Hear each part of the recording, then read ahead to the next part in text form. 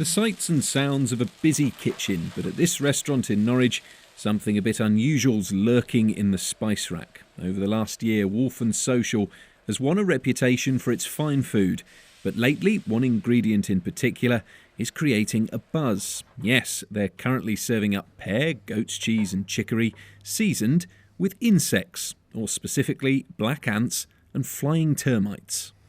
Now, I'm promised that the ants have a barbecue flavour and that the flying termites, well, apparently they taste like walnuts. Fortunately, the only way that we can prove that is to have a go. Oh, it's good grub.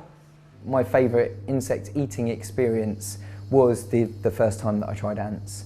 They have a really fascinating flavour. Ants have kind of formic acids in their abdomen, so it's a bit like a kind of caviar. They kind of pop in your mouth and you get this kind of citrusy flavour which kind of fills your mouth, and I think they're absolutely wonderful. And you know, and every ant that I've tried has got this kind of really unique flavour.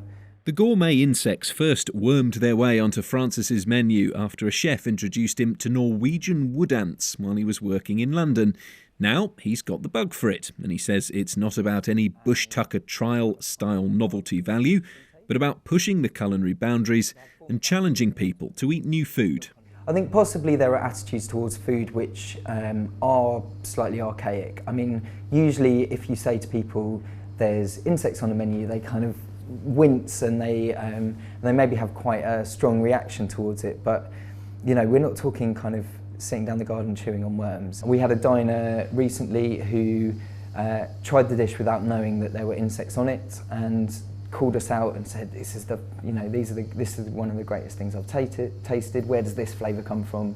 And we were like, well, that's from the insects. And his face sort of dropped and went white, and we were like, did you not know there were insects on the dish? And he didn't, but you know, he'd kind of been challenged, and I think he wouldn't have ordered the dish if he'd known.